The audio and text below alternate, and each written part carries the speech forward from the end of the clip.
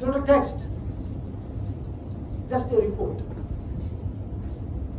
Yes, it's a report of a human being, a report of a victim, a report of the person whom you have at all these years been constantly oppressing. But it's not a text. There is no literariness. That was also one of the criticism on Bama's Karukku by the so-called elite critics. It is only a report. And once Jean-Paul Sartre asked about African literature, he was asked, what do you think about African American literature? They use only abusive, but they use obscene, abusive languages in African and African American literature. A great existentialist, a philosopher, Jean Sartre answered to this question. If you remove the gag, what do you expect them to speak? Good of you? They have been asked, or they have been forced to be silent all these years. And now you are removing the gag. What do you want them to speak? Do you want them to speak in praise of you? I attended another conference where there was a complaint against Dalit literature saying that Dalit writers use only abusive, obscene words. Calling the organs is not abusive. It is not obscene. It is a part of the life. And how many of us rather quite unconsciously say, oh my shit. What kind of lecture is this? Oh shit. We cannot rather translate it into Tamil. Don't try to. You cannot translate the word shit. You should not try to translate the word shit in your mother tongue. Then it will become derogatory, obscene, abusive. Shit is a shit, a holy shit in English. So, you must try to understand the language. And the language used. The language is against all forms of oppression. And thirdly, they called, first they demean literature, Dalit literature, saying that it is not up to the mark, up to the standard. Secondly, they called that the Dalit literature in the beginning naive, very naive, very ordinary experiences expressed in Dalit literature. The experiences of ordinary people in ordinary language without any literary complexities. So this is the second criticism against, say, Dalit literature, and I happen to be. And one day that I was the registrar in charge of my university. Many Tamil teachers came, the Board of Studies. Say this is off the record, Dr. Gulapur, please. Many members from Tamil Board of Studies, they came. And we have prescribed Sivagami's Palayana Kalidhanum, Bama's Karukku, and Imayam's Kovel Kalidhanum. But that was almost an overdose. It was an overdose in the curriculum prescribing Bama, Imayam, and Sivagami together. They came. They asked me. They demanded, not even asked. They demanded me to take Palayana Kalidhanum out of the curriculum. I asked, being an administrator, I asked why. They said, we cannot teach Palayana Kalidhanum in the classroom because there are many references to the caste. The characters are called by their caste names. That was their intention. When there was a suffix in your name, when you were identified with your suffix, except Tamilians, within quotation, all others are identified only with their suffix. And when you are identified with your suffix, what is wrong in calling someone by the name of the caste? And we have been teaching D.H. Lawrence, Sons and Lovers in our class. We have been teaching D.H. Lawrence The Rainbow, which was banned in America till 1961, but prescribed in Mangalmadiam Sundarnar University, the rural university, what we call in 1991, in a co-education class, where we were discussing quite shamelessly the lesbian relationship between two sisters. There was no struggle, there was no revolution, there was no complaint. When we were discussing the lesbian relationship in our classrooms, with all our intention and involvement, there was no complaint. But when we started discussing about the caste system in our classrooms, the teachers wanted to take the text away from the curriculum. Then who decides? And who decides the prescription of a text in the curriculum? That is why that we are commemorating Bama's Karukku and Bama's 30 years of Karukku. Still, it struggles to find a place, a space that it deserves in academic curriculum. And say Dr. Marx was telling, there are more than 50 theses on Bama in English, and there will be 100 available on Bama's Karukku. And we can ask the researcher, and we can ask anyone who has done research on that, have you felt the consciousness of Bama? You read the text, good, and you are always an alien reader. But you are an alien reader. Have you rather understood the text in its proper sense? We haven't.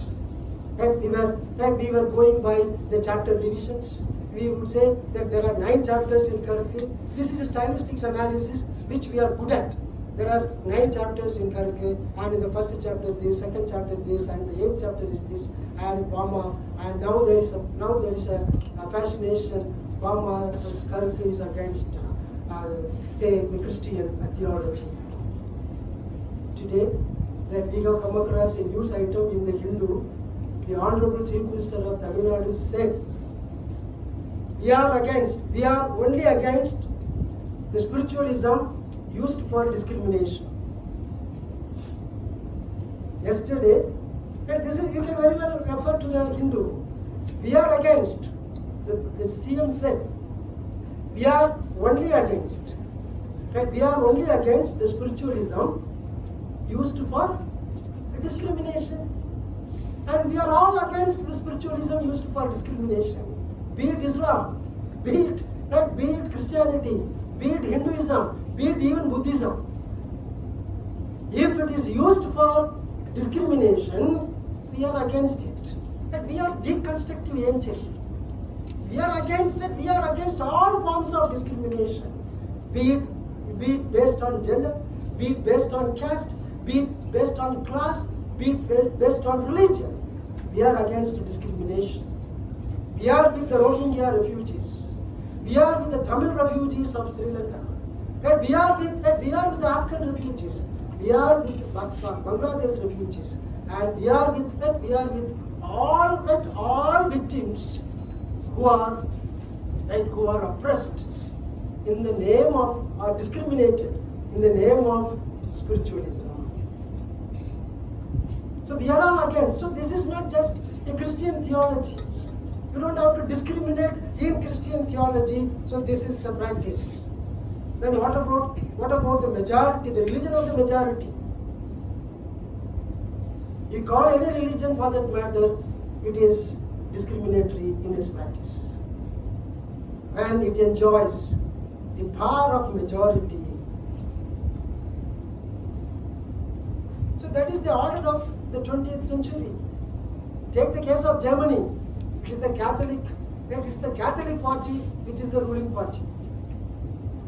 So everywhere this is rather the world of post-truth, and this is the world.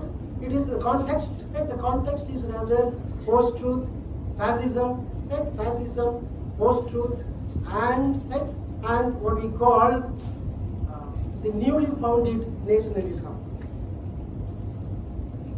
or the newly founded patriotism. That patriotism is something equated with your religious sentiments. I'm sorry, with the religious sentiments of the majority. So we are against spiritualism, which is used for discrimination. Bama's Karukku, I appeal to the readers not to be read as Bama's response against Christianity. No. That is not the intention, I believe, of the writer. She has taken the leaf out of that leaf. She has taken one form of oppression, one form of suppression, which she is familiar with. And I would rather say, as a critic, as a teacher, that I would just dismiss that this is not a religious discrimination, which you can find in the convent alone. It is there in much. It is there in mosque. Of course, it is there in churches. So, churches, it is again, it is a discriminatory social institution. We need to understand Bama's Karukku with, a kind of a Marxist consciousness. Then we can understand what is this Karukku and what is the product, who is the author, what is the text. And I use the term assigned author. She is only an assigned author. And those who are familiar with Northrop Frye and this archetypal literature, we know pretty well. It is Northrop Frye once quotes, it is not Gade who writes Dr. Fast. It is not Gade who writes Dr. Fast. Dr. Fast makes Gade to write. Dr. Fast makes Gade to write the text. Similarly, it is the repressive experiences and the socially felt consciousness finds an outlet through Madam Bama in Karukku. And therefore that I find fault with the social consciousness which is still prevailing in the society, making many more Bamas to write. Must be, but we are very happy to have a full stop. Okay? The world is fine. And hereafter that we would not record, we would not document, we would not report our social experiences. We are ready to stop. But they must stop. And say on August 29th, this National Criminal Records Bureau published its document about the crimes in India, the statistics. In 2022, August 29, you can refer, August 29, it published its document, National Criminal Records Bureau, a national agency, the central government, and the Government of India's agency, published its document, which says the crimes against Dalits and tribes have increased by 1.5%.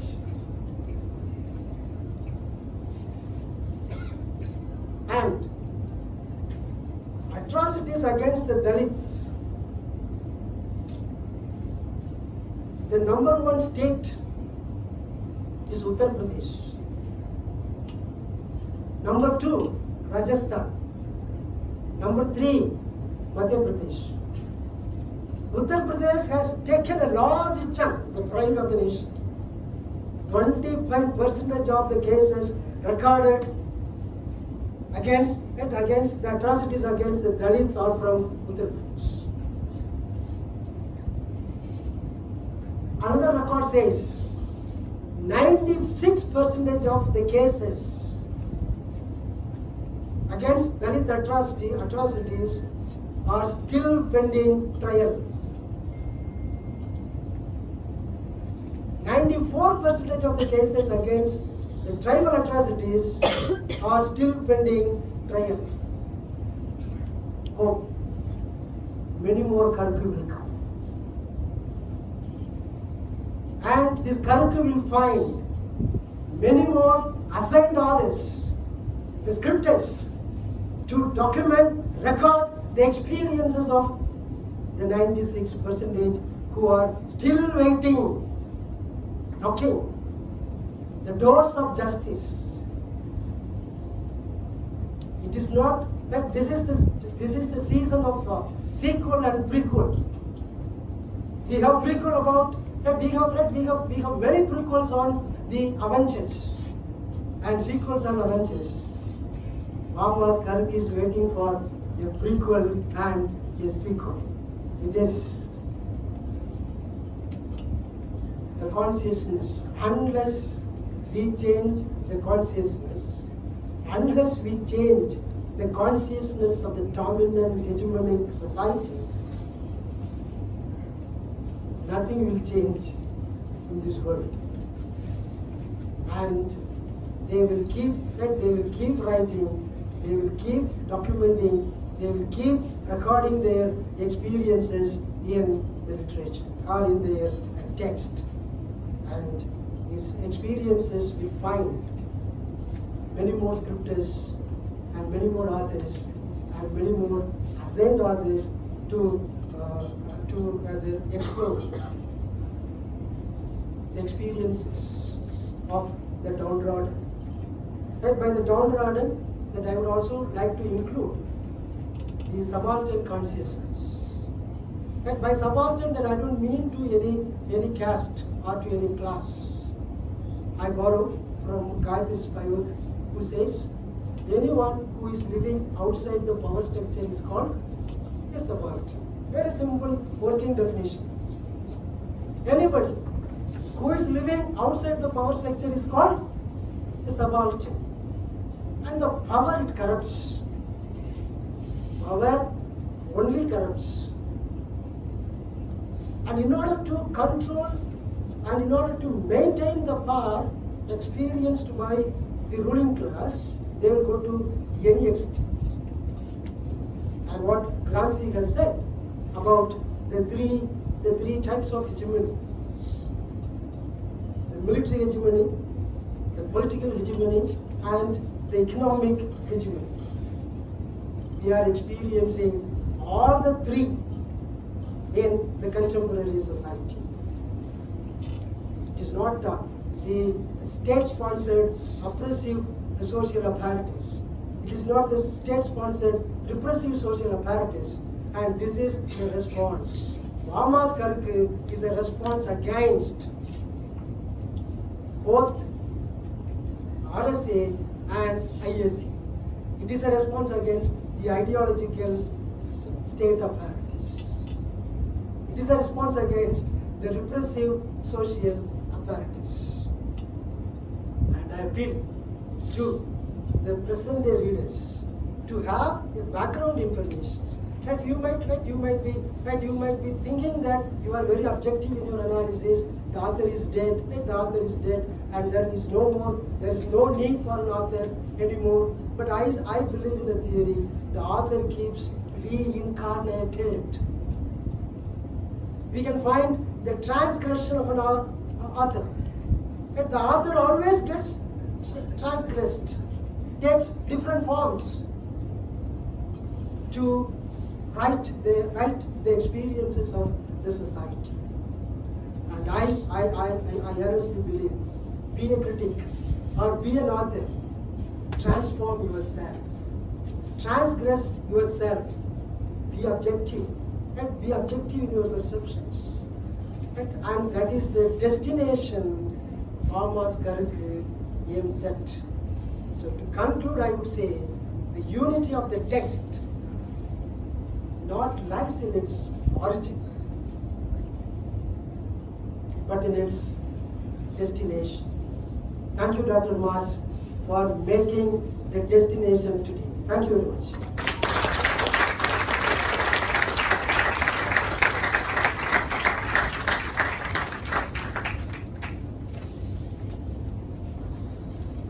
welcome questions from our audience. I love it.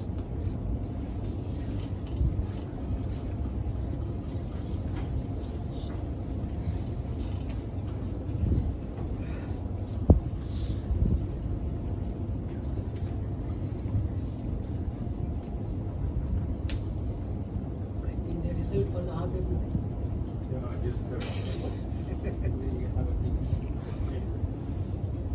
If there is any suggestion, welcome. Any query on anything.